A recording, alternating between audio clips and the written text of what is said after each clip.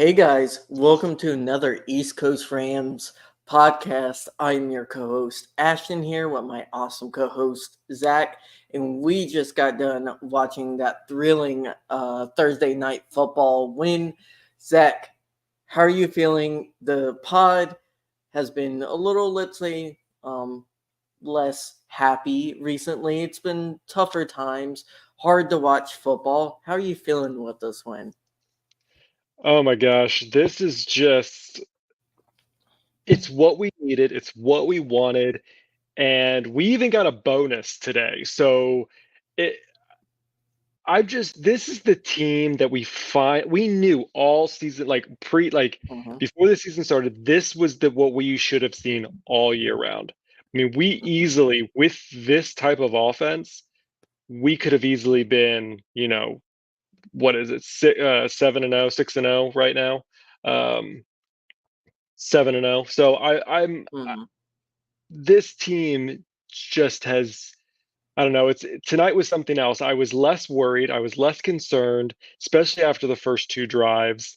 Um, Getting our boys Cooper Kupp and Puka Nakua, when you think about it, those two just meant so much to this offense, and not having them, we've seen it the last few weeks. What is your reaction? I mean, it's kind of like having having a Krabby Patty without that secret sauce. It is kind of bland. It doesn't just go down perfectly. We'll kind of go more in details, like specifically on offense and defense, what we thought were good and bad elements of the game. But first off, guys, please like and subscribe if you're watching on YouTube, and comment. You live chat us, tell us your thoughts, what you're hyped up about, who really impressed you, who was kind of a little let down, linebackers. Um, but Zach, I think for the most part, like you said, this offense is built off of Cooper Kupp and Puka Nakua. And going into the season, we both were like, this should be a good offense. They're building it to be run first, with a lot of play action, a lot of short game to Puka and Kupp. And that fell apart pretty quickly. The Lions game, you still had Cup in there healthy for the entire game, and Puka goes down after the first quarter. So we didn't really fully, even in the Lions game, see that complete offense. And seeing that complete offense for this game, and they did a smart thing when not telling people Puka was coming out, because you could tell the Vikings probably weren't preparing at all to play Puka and just Cup. So, yeah, great game, fantastic. Do you want to start specifically on offense, So Zach? What's your I kind of want to kind of break down the game a little bit because I really think that the game tells the whole story. Obviously, the Rams deferred. They went to the second half. So the Vikings have the ball first, and they drive the ball down. I mean, they yeah? easily took it down the field, scored the first touchdown. Again, I wasn't in panic mode, which is kind of crazy because it's like our defense played really solid. I know it was against the Raiders, but they've been playing really solid this whole season, and even though going against the Vikings, I was like, all right, but we need to see what our offense can do when we have our best in place. We don't even have our best offensive linemen, but we have our Nope. best weapons out on the field. And it showed very quickly. We were able to drive the ball down the field. It seemed like it was just, we never backtracked. And it was just, I never was panicked. I was never uptight about the game. They went down the field, they scored, then and we'll talk about that more in depth, but the first four drives, they went scored, we went down and scored, they went down and scored, and then we went back down and scored. So tying at 14, and it it was a fun game to watch. Obviously, my nerves do kick in you know, when things happen, but like this was probably the most stress-free game I've experienced all year when this should have been the most stressful game going into this. Oh, it was definitely stressful for me because the entire time I'm like, we lose this game, we're we're trading away players, and like rightfully so. You get in a really bad hole, and I know we'll like talk about that So later. yeah, I'll push back on that when we want to talk about that, because again, to me, it wasn't. This wasn't our make or break game. Realistically, it was going to be the Seahawks game just because of how our division is currently laid out. We are still not that far behind in the division. Um, if we would have lost the Seahawks this game and the Seahawks game, that's when I think we would have seen, potentially Cooper Kupp no longer being with the team. But I will comment also to that. I think the reason why the Chiefs didn't trade for Cup wasn't because that they weren't willing to trade a second rounder or whatever they were saying. I think the big thing with the Chiefs were they wanted someone this week, and we weren't going to deal Cup until either after this game or after, like you said, next Sunday. So the Chiefs need someone now, and that's why they went out and got D Hop and didn't wait for Cup. So yeah, there's a lot of stories that kept, and I guess we might as well just talk about this while we're here. But there was a lot of stories going around about like the Rams were shopping Cup, and I was listening. Obviously, you could pick whoever you chose, but one of the guests on the Rich Eisen show was basically like the Rams weren't calling players to take Cup off their hands. They were entertaining calls, and they told them that they wouldn't give Cup up for a second. And so maybe that's a more commitment to the Rams. Like they're not just going to give away their stars possession like the Raiders did with Devonte Adams for what did they get, a fifth round pick, or was it a fourth round pick? And then Hopkins from the Titans to the Chiefs well, Cup's for under contract, so it would be a little bit different. it would be different, but I think the Rams could pay part of the contract, but they weren't going to pay the full Cooper Cup contract. But still, I just I don't wanted know to if that was going to real. happen. I do want to let us touch on that last play, and I know we were going through just real quickly. Like I'm going to assume you agree with me. That was clearly a face mask that got missed on Sam Darnold. I Oh agree. yeah, I agree with anyone who says that. Now, that also doesn't mean like they missed two face masks on us. I believe it was either I think it was Kyron. Kyron had a face mask in the third quarter in the red zone that they missed. And there was one in the first quarter. And then Cup ended up scoring a touchdown next play. But yeah, I mean, we both agree like that should have been a flag. Uh, they're still unlikely to go down the field and win the game in that situation. But it sucks when it yeah, happens to us. That's happened to us more yeah. I mean, often than not. But realistically, I mean, the Vikings shot themselves in the foot. So many, formation penalties, false starts. Um, they had the defensive where they had 12 men on the field. They had a lot of pass interference. Um, so they shot themselves in the foot. Obviously, Justin Jefferson, he played a really good game. Um, yeah, yeah. Aaron Donald played okay. The running backs played okay, but for the most part, the Rams did this with ease, and that was with a Matthew Stafford interception. Having Yeah. our defense again, obviously the first two drives were a little different. They scored touchdowns on that, but from after that fact, that our defense held them to two field goals for the remaining um, for the remaining three quarters, because I think both of their touchdowns were in the first quarter. So the remaining three quarters to two field goals. I think again that sets a statement about this defense. I know that Mhm. we still have some linebacker issues, but again, when you can keep a team, you know, to a low scoring, 20 points I know is not as low scoring, but again, it's one of the youngest defenses in the league. Yeah.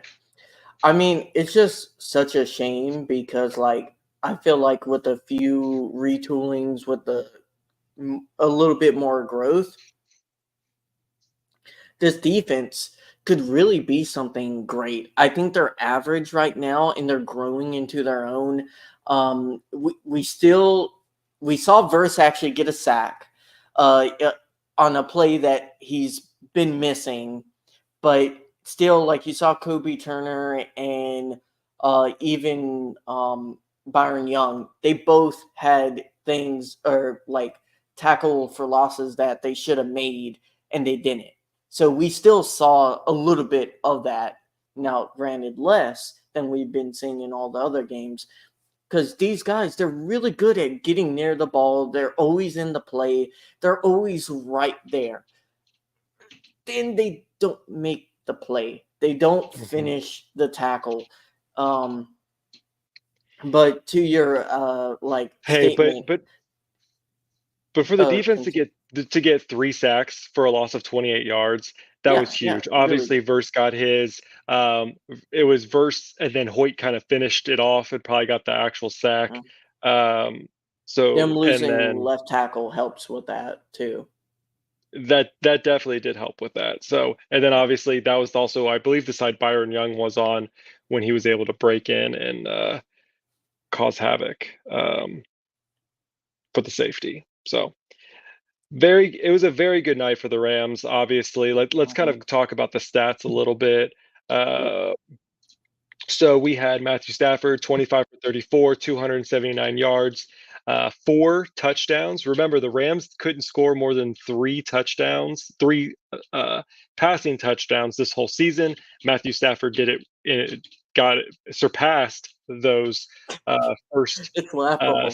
the first 6 games and got 4. Obviously, did have that one interception. Would have to go listen to maybe Stafford's press conference. Maybe he can say what happened. Did he misthrow it, or did Robinson run the Run wrong the route? wrong route. Yeah. But his passer rating was 124, which is definitely the highest that it's been all season long. Kyron Williams did amazing, 23 carries for 97 yards, averaging 4.2. No rushing touchdowns, but he did get a receiving touchdown to continue his Hmm. streak. He is now has 10 consecutive games with a With touchdown. touchdown. Um, but let's talk about this receiving core because that's really, really where the magic happened. Obviously, we knew that we were going to get Cooper Kupp. He was held out of the Raiders game this week. Lots of talk about him being traded over the last uh, 48 hours. Um, but really, outside of that one touchdown and a couple plays, the bigger surprise was Puka Puka. Nakua. Um, Obviously, he got redesignated yesterday, saying that he was be able to come back to practice. No one yesterday assumed that he was actually going to play this week, that it was going to be more for the Seattle game. Um, but today we all wake up and Puka Nakua officially gets activated and gets to play Thursday night football, which again, to your point, I do agree with you that I think this was a go big or go home moment for the Rams. Even though I think technically they had one real week. But they didn't. They weren't. They didn't want to settle. They wanted to win tonight.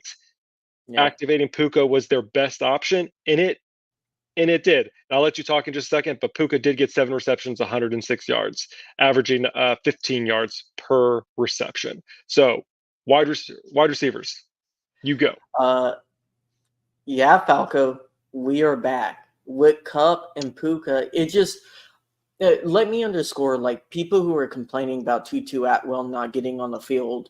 Um, I think that was a very correct play calling decision by the Rams, just by the fact that Tutu can't block well. He's like very, very below average with wide receiver blocking. And this whole game plan had a lot to do with running the ball, establishing play action, and being able to go off of that. Now he should get some mixing, and he started to get some mixing in third and fourth quarter. But we saw near the end of the game why they had D-Rob in as the third wide receiver, and he does that well, and he blocks better. So it just makes sense that these guys who play in and play out do the dirty work, as they consistently say, and do it great. I mean, they block better than some tight ends. And it's just a fantastic job by each one of them. Uh, I feel like I feel like their chemistry was slightly off. I don't know if you have a different take on that, Zach, but it seemed like Cup and Stafford starting to get on better page with each other, but also I think some of that too was you could tell the Vikings game planned on Cooper Cup. They doubled him a lot of plays, and maybe they expected Puka not to be as healthy. I know a lot of people didn't, and I threw Puka on my fantasy team on the last second, and it kind of worked out for me there. And he's such a great player. What amazing catch! Almost two crazy catches, and that would have Yeah. been three crazy catches in this game besides the Jefferson one. Yeah, Puka came back and basically it was like he never left. I mean, he's still pulling out plays that, again, just things that he was doing last season, he's continuing to do now. For me, I did not put Puka back into my fantasy league, even though I did know he was active. I left Cup in, so Cup did play for me. He got me good points, not as many as Puka did, but I didn't want to jinx anything. So I you're hope welcome, if you believe in that. Um, but but yeah, it's just I loved McVay's rotation. They weren't in every play, which I yes, was and that was a good totally call, okay with. I think you did know. I think it kind of was a giveaway a little bit, because it a lot of times when especially for both, runs. especially that's what I was going with. When Puka and Cup are out, it was I think there was only like two. To me, I only saw like two plays where it wasn't a run play. Um, so that They was interesting. I would say on the last fourth quarter drive where we scored touchdown, they had a few plays to tight ends that were good, like good, Yeah, like throw and catch plays when Puka and Cup were like off, and they were still shaking it up. So I think they had a snap count, and with how the game script was going, they yeah. they just didn't deem it necessary or worth the risk. Yeah, so I mean, it was great. Hunter Long, like you just mentioned, he had one of those plays. He had a nice Mhm. 18-yarder that really kind of helped move the ball forward, in a critical position. Um, Kobe Parkinson, he had two, for 17 yards total.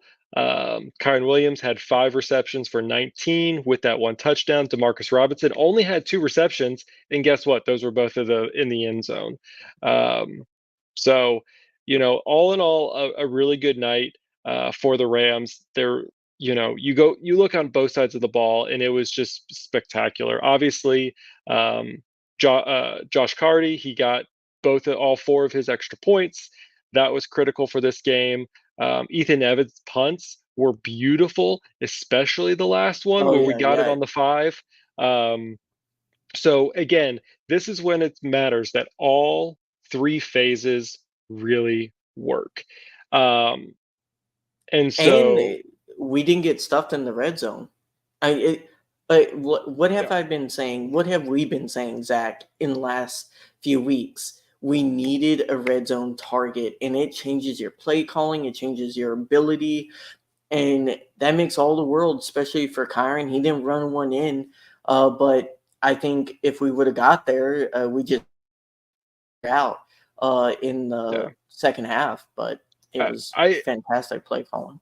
And again, this is where, like, again, Robinson shines. Like, he was able to score those touchdowns because Cooper Cup and Puka Nakua were on the field and were able to be, kind of the disguise, where everyone was really focusing on.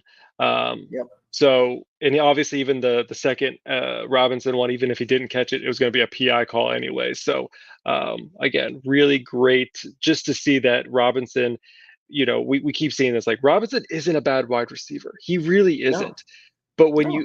but he needs to have someone like Cooper Cup and Puka Nakua taking an extra defender off of him to be able to make the plays. And it just shown that, with them on the field, he could score 2 touchdowns. When in the first few weeks, I think he might have had maybe one touchdown, in the first 6 weeks. So Yeah, I mean, with Robinson, it's important. Like he can beat 1-on-1 coverage, especially against like second and third level DBs, but he can't beat double coverage. He struggles really badly with that, and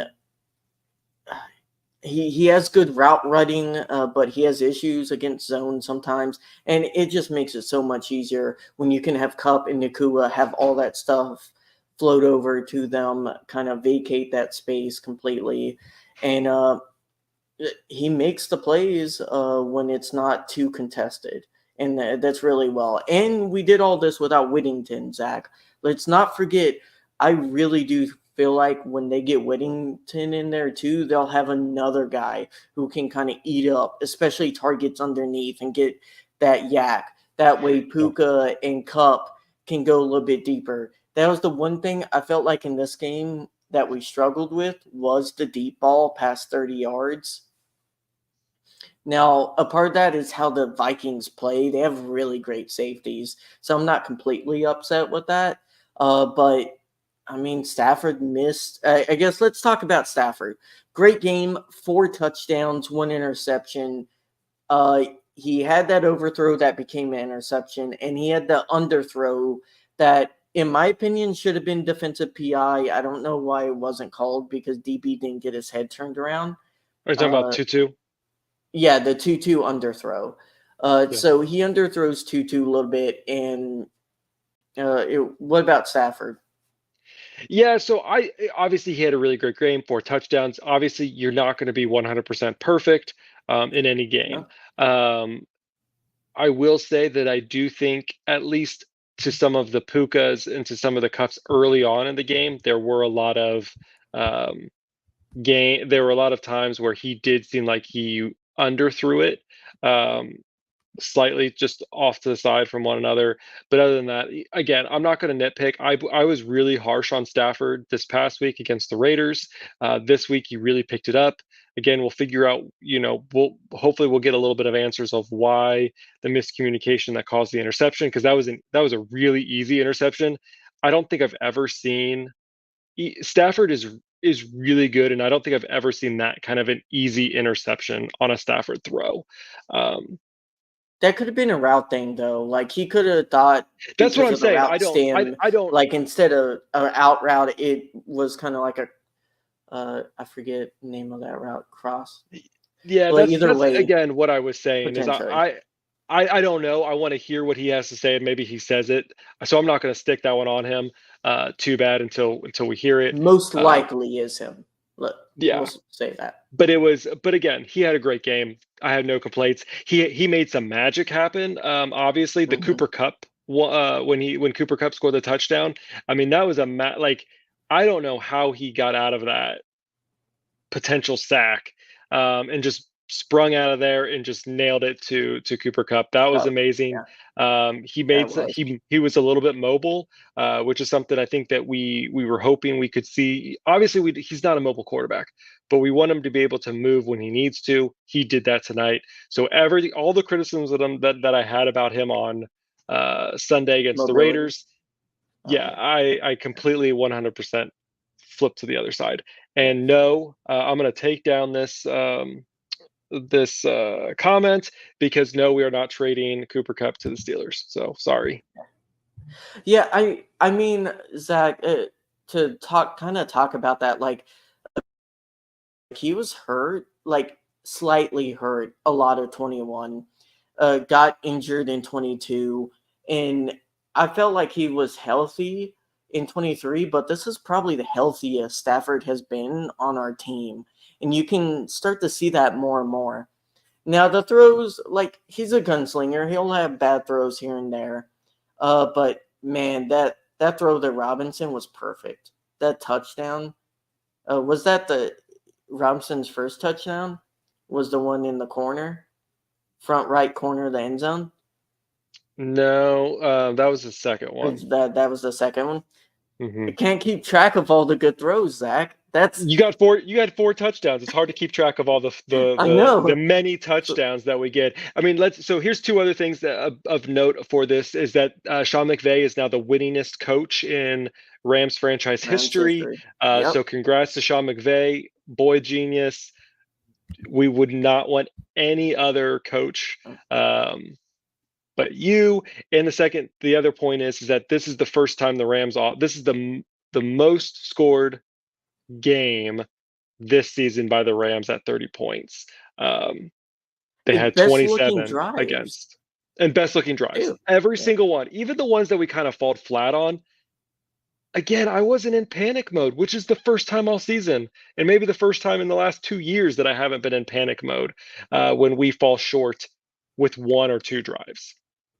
It was our rookie guard in center having a lot of flags against them, which I expect out of rookies, and they didn't play terrible. They played okay, which as a third string lineman, that's all I want from you is to play okay. And for the most part, they did solidly well on that O line. All right, so for everyone who's watching, I want to know, what was your favorite moment of the Oh, game before we wrap this thing up. I have yeah. several favorite moments. I will say probably my favorite moment was versus skull clap. I thought that Mm, was just like, that was good. Like, uh, just chef's kiss to that. Thought that was awesome. Do you have a I, favorite moment of the game? I gotta do that crazy. It's tied. That crazy 30-yard catch by Puka, just nuts catch, and then also Cooper Cup's catch to get a first down, uh, on our last drive. Second last drive. Just both of them, especially Puka. I hope they stay healthy, man. We really missed them, and I feel like we had a lot of games that we should have won if they were there. A lot of one-score games that this offense can be electric. It really can be electric when you have everything working together. You have the wide receivers blocking. You have different levels concepts. You have Kyron just breaking through tackles, getting in the end zone, and then Corum got some action and looked very good. When we start getting our linemen back and we get some of those high like $20 million linemen in the rotation and like actually blocking, Zach, we could be cooking. We have to win against Seattle. That's very important. We're still in a hole. We can't afford a loss, but we're cooking. What about your least favorite moment? I can tell you mine was when the DB tries to wrap up Addison, and then our linebackers, both of them couldn't get him to stop before getting a first down. Yeah, I mean, we always still keep having that tackling problem. We kind of mentioned that multiple times. There's several times where they make the contact with the rusher at the line of scrimmage, and he still ends up getting 6 to 7 yards. So that's obviously not ideal. I hated when Curl got hurt in the very beginning. I was like, oh no, please don't let this be how the Not game again. starts. He actually went back into the back and came out and started playing again. So glad everything seems to be uh, pretty I was well real worried for about them. Kitchens, man. I was real worried. He struggled. He struggled in the first 5 games. Yeah, obviously I was worried that they were going to be over reliant on Puka, and not to say that they weren't over. I think they were still using him more than I was probably would have been comfortable using him, but he stayed healthy. He seemed fine. Both him and Cup seemed to be moving a little slower when they were doing their motions, and maybe that's just because I haven't Yeah. seen them play as much, or maybe it was them getting back, but they didn't seem as fast uh, when they're doing their motions. So things to keep an eye on um, going back. But yeah, I mean, this game, it's really hard to pick out the bad things that happened. Like you said, even the Stafford interception, it came at a bad time when we were tied 14 to 14, right after we Hmm. get the ball back at the half. But um, Yeah. the defense again, I keep going back to the defense has not been the problem this whole season. It has been our offense. And when our offense and our defense work together, Yeah. holy crap, is this team a threat? And we knew this was a Yeah. threat. and I think they will continue to be a threat. So, like, quick question to you, Zach. Do you think? I know Justin Jefferson. He's amazing. Just great. Like, he had two chunk plays, but do you think there's something more they could have done, like coverage wise, against Jefferson to kind of limit him from getting above 100? I don't think so. I mean, that's almost saying like for us, it's like saying how are you going to keep Puka from not getting over 100 yards? I mean, that's just something that's in their DNA, and that I think that they find a way to do it. Um, Mhm. I think Jefferson probably would have more success if they had a wide receiver two who really stood out. Um, to just like Puka complements Cup, I think just having Cup out there, obviously we saw in the Super Bowl that Cup can do it alone, but it puts a lot of strain on them. Having a wide receiver one and having a wide receiver two really allows you to be more creative. Um, We have two and ones. Yeah. correct, we do have two ones, but someone has to be one and someone has to be two. I don't. Well, that's whoever is the priority of the defense that Yeah, week, I'm and not that was saying Cup. which one is one and which one's two, but when you have a one and two, it Yeah. really helps you out. When you just have a one and then you do, a two or a multiple threes. Yeah. Yeah. Kyron, good game. I mean, we had 107 rushing yards. They only had 64. So defense did really well. Yeah, I that's mean, been a sore spot all season. And I feel like this game and the Vikings game, they started to patch that up a little bit. They were starting to actually get penetration and making the tackles. Second level, once you get there, I get very worried, Zach. I get very, very worried when they get past the line or up to the linebackers because my faith in them making those tackles is not high. And the fact that they didn't start Spates and they put Hoyt out there again. Uh, haven't we seen enough of this? Like, Hoyt is a good depth piece on D line. He cannot do coverage. Why do we keep on putting him in yeah, coverage? I would say that's That was probably the bad. worst play. That was probably the worst play. I mean, he did make up for it with the sack. Gotta love his LA. He loves that symbol. Love it. Love his love that. But I agree with you. He should not be playing coverage. That's not on him.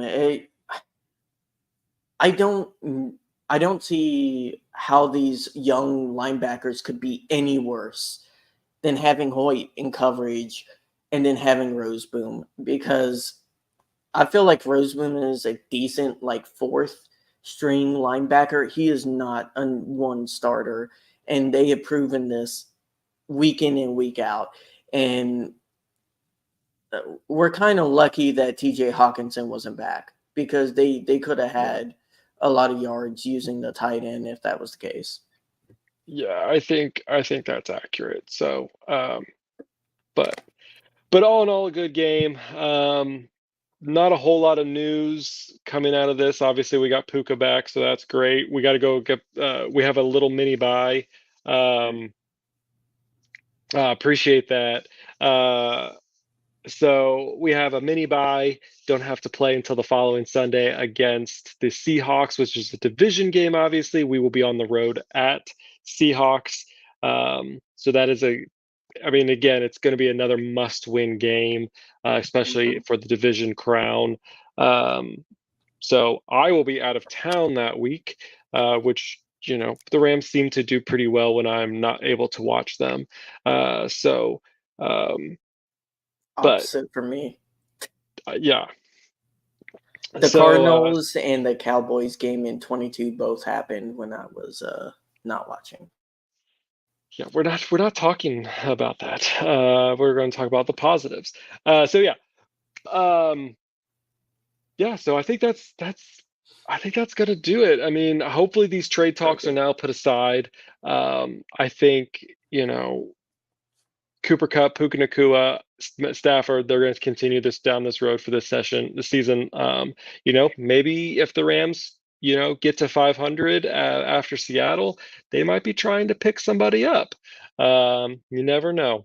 You never know with Yeah. this Rams team. Um, Yeah, Nikki. I mean, this team, when McVay has the weapons and he gets creative, like mhm. that shovel pass to Nakua was awesome. Well, we saw that with, I think it was Whittington last week, but he is just when he's having fun, and you can tell when McVay is having fun, especially in his play calling. This team is something else to watch, and hopefully we can stay healthy and we can keep that going on into the next few weeks. And if we can build week by week, I think we're back, guys. I really do. This defense, and we've been saying this, is good enough to win. It's good enough to win a Super Bowl. The question is, can the offense hold up its end of the bargain? And it hasn't so far. And this week it finally delivered. Mhm. Yep. Yeah.